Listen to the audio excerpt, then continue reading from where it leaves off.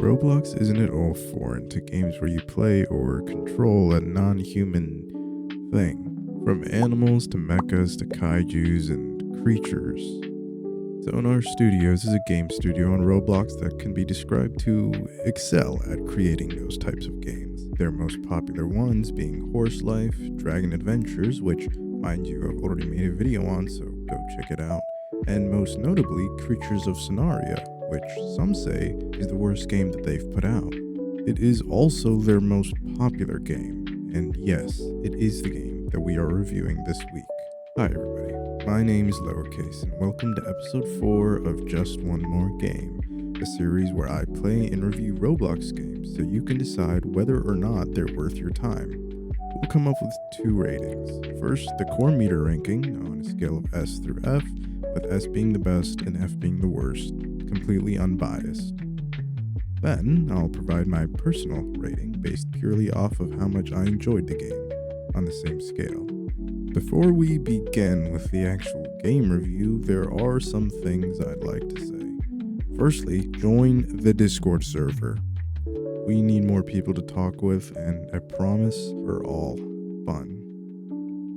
Secondly, I'm very appreciative of all the support that I've received these past 2 months, and if we manage to keep it up, and you guys can get me to 500 subscribers before the end of August, then I'll have a special treat to provide you guys, my loyal viewers, with. Now, in regards to what we'll cover this video, I've decided to change up the structure of these game reviews. Reason being, some Roblox games have certain mechanics or features that don't fall into the strict categories of rating that I had set previously, and some games completely lack features that fall into those categories. Therefore, these game reviews will be less structured, and I'll be providing a more generalized view of the existing game features for each game while still keeping the reviews in depth. Alright, with all that said, let's get into reviewing Creatures of Sonaria. When you first boot into the game, you're greeted with a visually polished interface that introduces you to selecting and customizing your starter creature. The system allows for basic color changes, which already offers a fun level of expression, but you'll quickly realize some palettes are locked behind a paywall. Unless you're willing to shell out Robux, your customization options feel a bit stifled. That being said, the design of the creatures is genuinely creative and visually appealing. You can tell a lot of effort went into the modeling and animation. The way each creature moves, breathes, and reacts feels fluid and surprisingly immersive for a Roblox title, which Sonar Studios excels at. Every limb stretch, idle sway, or combat pose feels handcrafted and detailed. It creates the illusion that you're stepping into a living, breathing video game until you actually play it. From the start button, you're dropped into a sprawling world that looks like it has a lot going for it. Huge oceans, dense forests, weather systems, day-night cycles, and season cycles make a great first impression. You'll catch yourself admiring the environmental visuals pretty often if you do play the game that much, especially when you begin playing. But unfortunately, this excitement wears thin almost immediately. There's no set endgame, no narrative arc, no challenge progression. What appears to be this sandbox full of potential ends up being a glorified walking simulator with survival mechanics that boil down to eating berries and drinking from ponds. Missions or quests exist, sure, but they're painfully repetitive and offer little in the way of true engagement. Hunt, eat, drink, repeat. It feels more like a background task than a game mechanic that pulls you in. There's no tension, no conflict, no reason to care if your creature lives or dies, and after all, you can just revive it. The lack of a defined endgame means your only real incentive to keep playing is collecting creatures. It functions, in essence, like a living Pokédex, except instead of battling, you're just grinding. Without meaningful variation or any sense of discovery, the gameplay stagnates fast.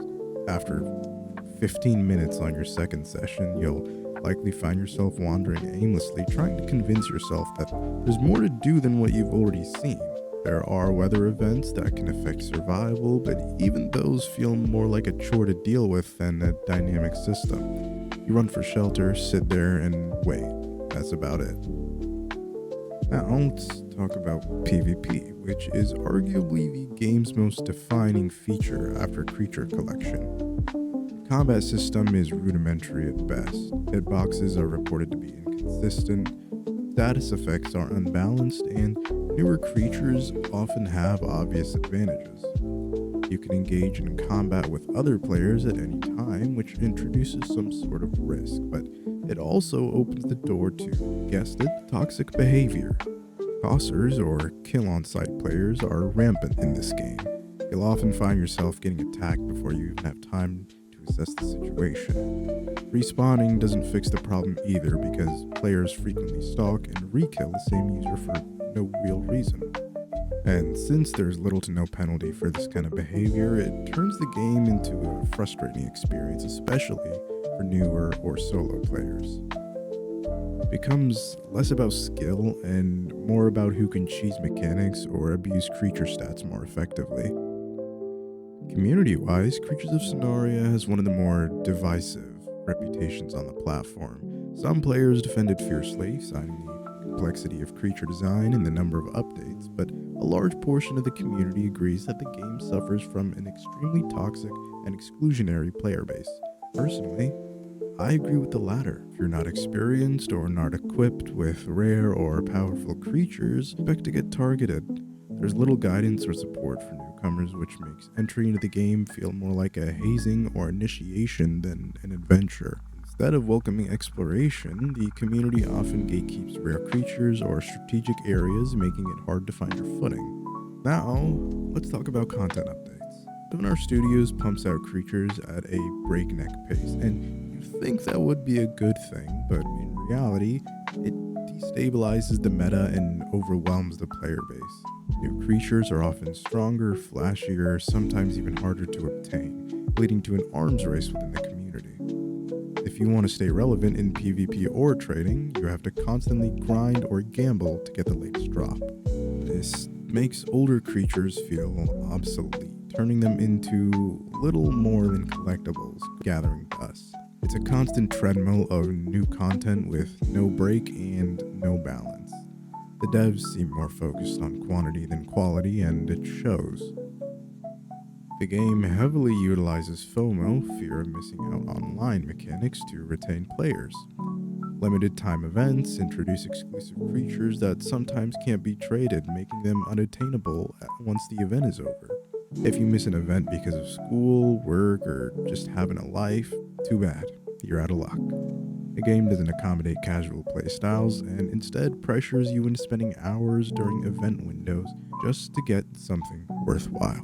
And if you do get it, it might be unusable in combat anyways, or rendered obsolete within the next update. Such tactics aren't just exploitative, they're exhausting. The kind of system that punishes real-life obligations in favor of always being online. It's less about fun, more about anxiety. Tied to this is the game's use of gacha systems. You can spend hours grinding in-game currency only to blow it all on randomized spins for a creature you might not even want. It's intentionally manipulative, a reason I already don't like gacha games. The odds are hidden, the payouts are uneven, and it preys on the basic psychology of reward systems. Combine this with the pressure to own limited time creatures, and what you have is a loop that borders on addiction rather than entertainment. It's a dopamine slot machine wrapped in creature skins, and sure, every now and then you'll win something cool, but the emotional cost and time sink often outweigh the reward. But I won't pretend it's all bad. One redeeming quality of Creatures of Sonaria is the art direction. Models are detailed, the animations are fluid, and the designs are creative and diverse. Some creatures have truly unique aesthetics that you won't find in any other Roblox game. The environments are also somewhat pretty, with dynamic weather effects and a decently built world for roleplay. It captures a whimsical alien beauty that can be genuinely enchanting, but it kind of falls apart when you try to interact with it. Glitches are common, hitboxes bug out, some animations break, and while the world looks big at first, it's deceptively small. Once you learn the layout, you can cross the entire map in minutes. The illusion of scale fades fast. Monetization, unsurprisingly, is everywhere. There are game passes for developer creatures, extra creature slots, color palettes, and more. And to top it all off, they're all priced steeply, and most of it offers minimal value. You could buy a creature, but what then? You still have to sit in a server, walking in circles, eating plants, and hoping not to get killed by a clan of sweaty PvP mains. The gameplay loop doesn't change just because your creature has horns now. It's pay to flex, not pay to progress. To put it bluntly, Creatures of Sonaria isn't a game you play for fun. It's a platform for creature collectors and time-rich grinders. It relies on visual appeal and artificial scarcity to keep you playing, but underneath that, there's no real substance. If you strip away the gorgeous art and flashy creatures, what's left is a shallow experience masked as depth. If you're into creature design and like just walking around in a cool looking world, you might enjoy it for a few hours. But if you're looking for actual gameplay depth, progression systems, story, or real survival mechanics, Creatures of Sonaria simply doesn't deliver. It could be so much more, but right now it's just another pretty shell with nothing inside. This whole time, I've been extremely critical of Creatures of Sonaria, and I believe for good reason. It's simply not a game to me. I genuinely struggle to play for more than 10 minutes a day because I was just walking around aimlessly, completing the most repetitive and tedious missions that I've ever done. I would honestly rather play a bandit beater than Creatures of Sonaria. It's unbearable. I mean this with my whole heart. Creatures of Sonaria might very well be the worst game I've ever played on Roblox. Alright, for the core meter ranking, I'll be giving Creatures of Sonaria a solid 3 out of 10. All it has is design and visuals, and only in one aspect, the creatures themselves.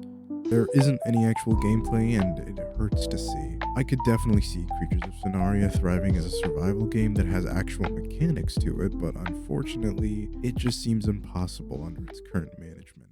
As for my personal rating, Creatures of Sonaria gets a 0 out of 10. I won't budge on that. The game, if you can even call it one, was genuinely unbearable to play. I'd rather sit and watch paint dry than play this game again. Thanks for watching this video, and if you don't mind, leave a like for the YouTube algorithm and consider subscribing so you don't miss future installments of Just One More Game. If you've got suggestions for the next game I should play or have thoughts on the game we reviewed today, go ahead and leave them in the comments. I'd love to read them. Again, thanks for watching, and I hope to see you next time.